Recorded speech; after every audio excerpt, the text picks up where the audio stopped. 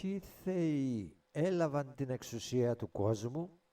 Ο διαμοιρασμός της κοσμικής εξουσίας. Σωκράτης. Άκου λοιπόν, καθώς αφηγούνται μία πολύ όμορφη ιστορία, την οποία εσύ ασφαλώς θα εκλάβεις ως μύθο, όπως νομίζω. Εγώ όμως τη θεωρώ πραγματική, με έλογη υπόσταση, και εξάλλου ως αληθινά γεγονότα θα σου διηγηθώ όσα πρόκειται να διατυπώσω. Όπως δηλαδή αναφέρει ο Όμηρος, ο Ζεύς, ο Ποσειδώνας και ο Πλούτονας διαμοιράστησαν μεταξύ τους την κοσμική αρχή όταν την παρέλαβαν από τον πατέρα τους. Υπήρχε λοιπόν ο εξής νόμος όσον αφορά τους ανθρώπους την εποχή του χρόνου, ο οποίος διαχρονικά και τώρα ακόμα ισχύει ανάμεσα στους θεούς. Όποιος από το γένος των ανθρώπων διανύσει τη ζωή του με δίκαιο και ευσεβή τρόπο, όταν πεθάνει να μεταβαίνει και να κατοικεί στα νησιά των μακάριων σε κατάσταση απόλυτης ευδαιμονίας, μακριά από κάθε συμφορά. Όποιος όμως διάγει τη ζωή του με άδικο και ασεβή τρόπο να οδηγείται στο δεσμοτήριο της τιμωρίας και της απονομής της δικαιοσύνης, δίκης, της οποίας ως γνωστό το αποκαλούν τάρταρο. Δικαστές εκείνων λοιπόν την εποχή της βασιλείας του Κρόνου και πρόσφατα ακόμη, όταν την εξουσία κατήχε ο Δίας, ήταν ζωντανοί για τους ζωντανούς, οι οποίοι δίκαζαν τους ανθρώπους εκείνη την ημέρα την οποία επρόκειτο να πεθάνουν. Έτσι λοιπόν με εσφαλμένο τρόπο εκφέρονται οι δικαστικές ετυμηγορίες. Ο Πλούτων λοιπόν και οι επιτηρητές του Άδη, που κατέφθαιναν από τα νησιά των Μακάρων, κατήγγειλαν προς το Δία ότι εμφανίζεται συχνά και στους δύο μεταθανάτιους προορισμούς άνθρωποι που η αξία τους δεν ανταποκρίνεται στο τόπο της αφιξής τους. Ανταποκρίθηκε λοιπόν τότε ο Ζεύς. «Εγώ», είπε, «θα θέσω τέρμα σε αυτό που συμβαίνει, διότι τώρα οι δίκες εκδικάζονται άσχημα». Αυτοί, δηλαδή που κρίνονται, είπε, περιβάλλονται με σάρκα τη στιγμή της κρίσης, επειδή δικάζονται ζωντανοί. Πολλοί λοιπόν, συνέχισε αυτός, αν και διαθέτουν διεφθαρμένες ψυχές, είναι ενδεδειμένοι με καλήγραμμα σώματα και ευγενική καταγωγή και πλούτη, και όταν συντελείται η κρίση, καταφθάνουν για αυτούς πολλοί μάρτυρες να βεβαιώσουν ότι έχουν ζήσει δίκαια. Έτσι οι δικαστές θα πόνονται από αυτά, αφού μάλιστα και ήδη δικάζουν ενδεδειμένοι με σάρκες και μπροστά από την ψυχή τους έχουν σαν προκατάλημα τα μάτια και τα αυτιά και ολόκληρο το σώμα. Όλα αυτά τα επικαλύματα συνιστούν ασφαλώς εμπόδιο και τα ενδύματα των δικαστών και αυτά των κρινομένων.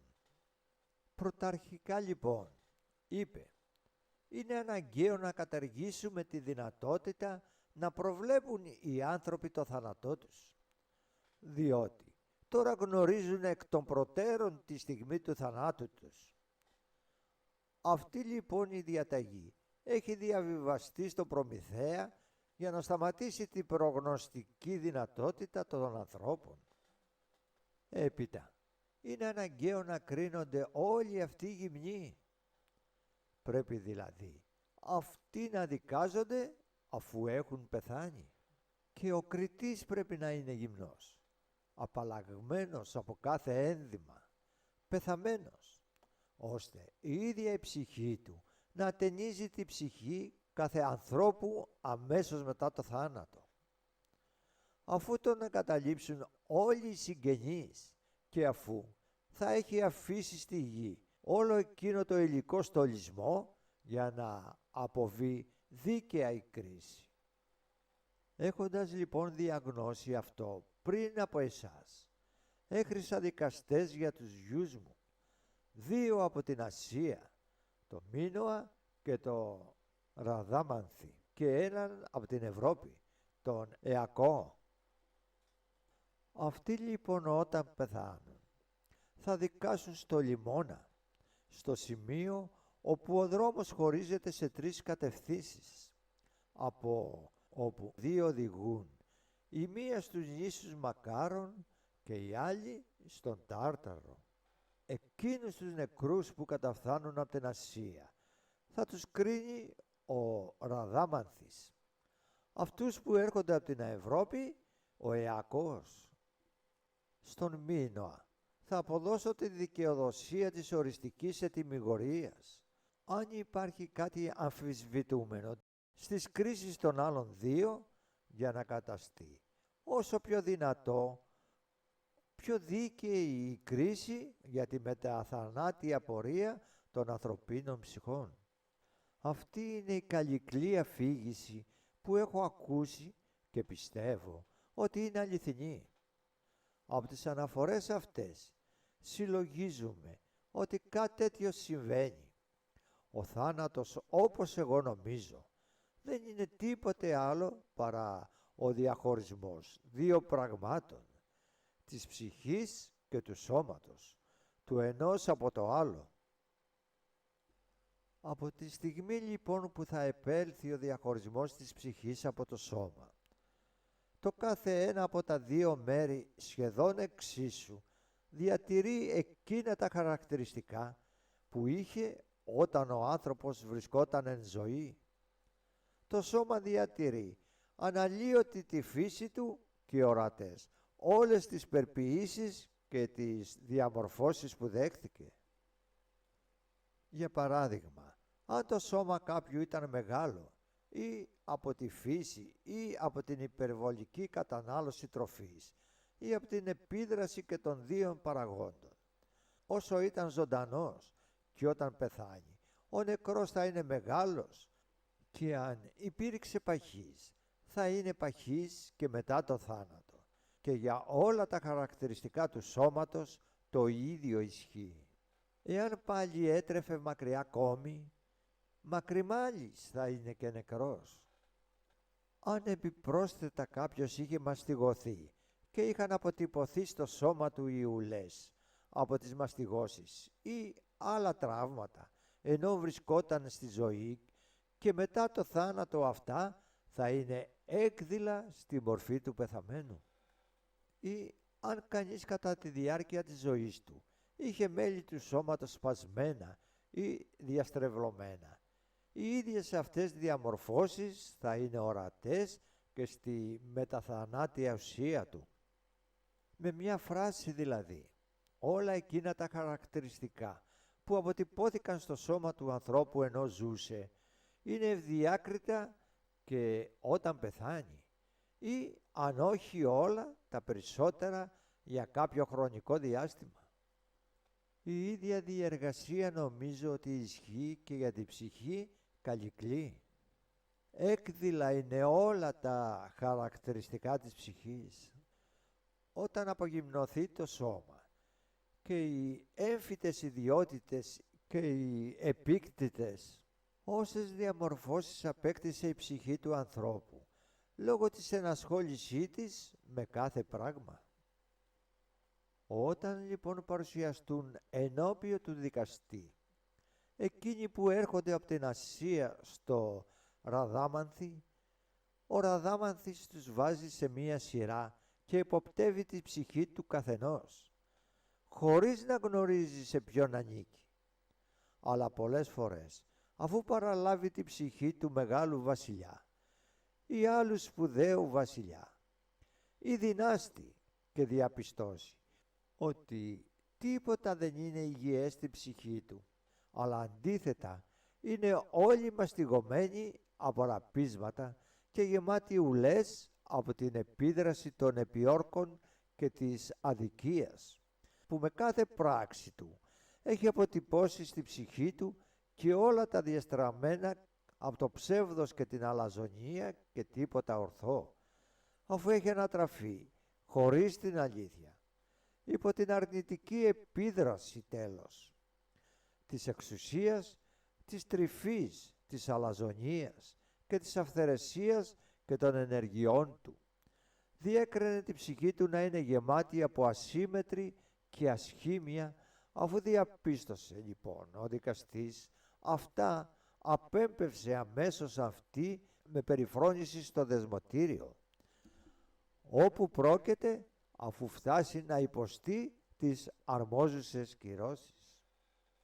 Όπως λοιπόν έλεγα, όταν εκείνος ο Ραδάμανθης παραλάβει για να δικάσει κάποιου τέτοιου είδους, δεν γνωρίζει τίποτα σχετικά με αυτόν, ούτε ποιος είναι, ούτε από ποιους κατάγεται.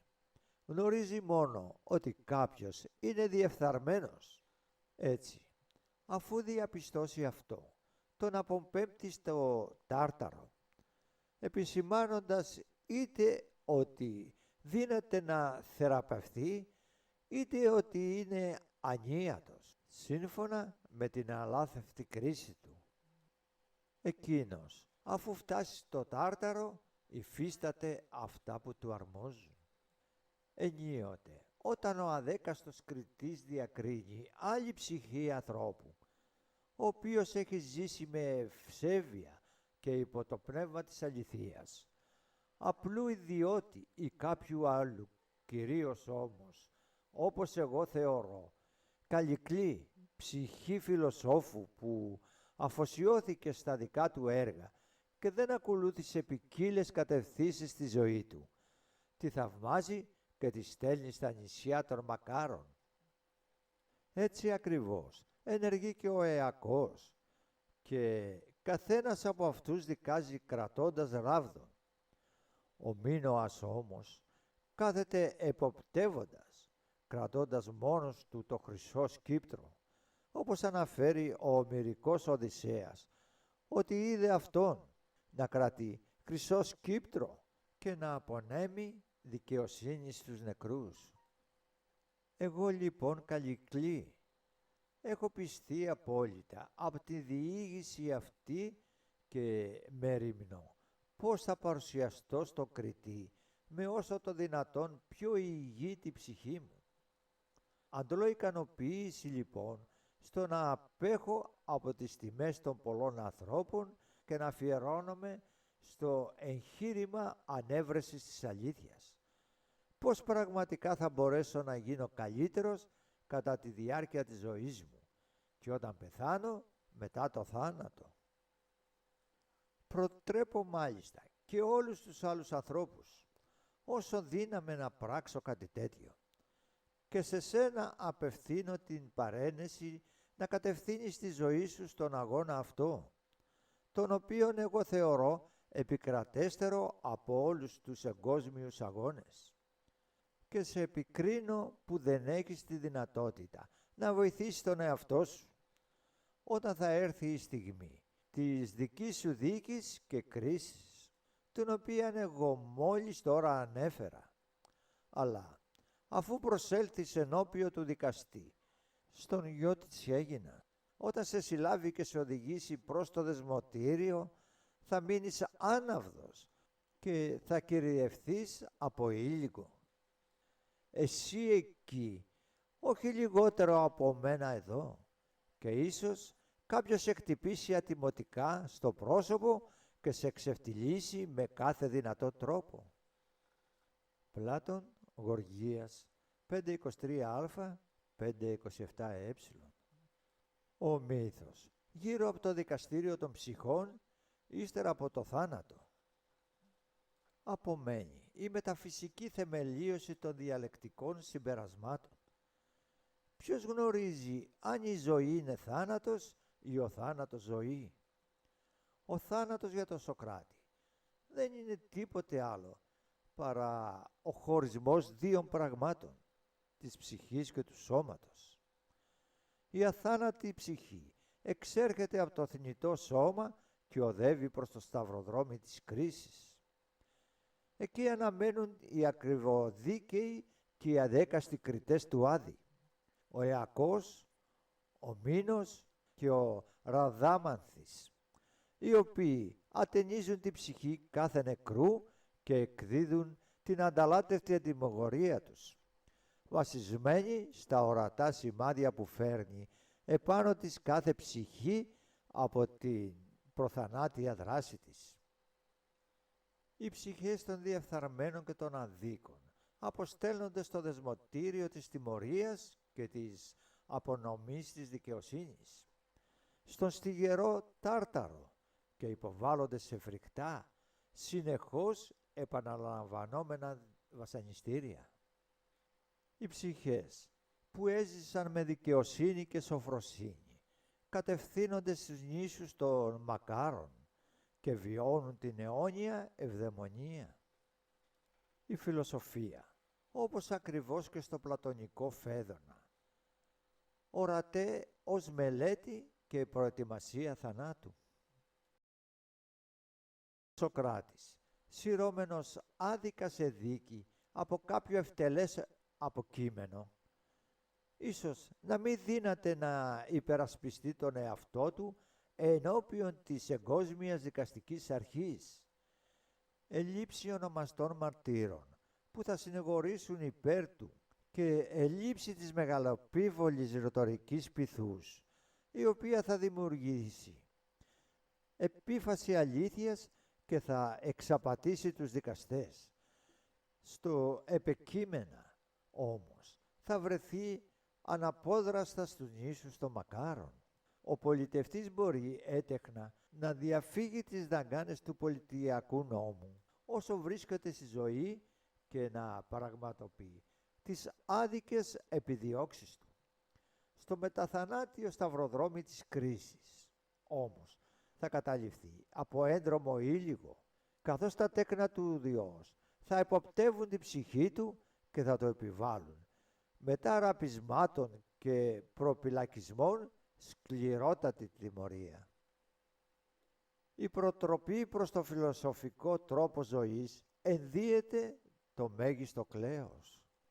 Ο πολιτικός άνηρ αρμόζει να κατακτήσει σε ατομικό επίπεδο την αυτοκυριαρχία, η κυριαρχία του λόγου επί του θυμού και των ειδονών και της δικαιοσύνης, διατήρησης αυτής της εφταξίας και εν συνέχεια, αφού το κατορθώσει αυτό, να επιδοθεί στην εφαρμογή των αρχών της πολιτικής επιστήμης. Με το τέλος του Γεωργία, η οδός προς τη θεμελίωση της πλατωνικής πολιτικής φιλοσοφίας έχει πια ανοίξει. Σας ευχαριστώ που παρακολουθήσατε αυτό το βίντεο. Εάν σας άρεσε, κάντε εγγραφή.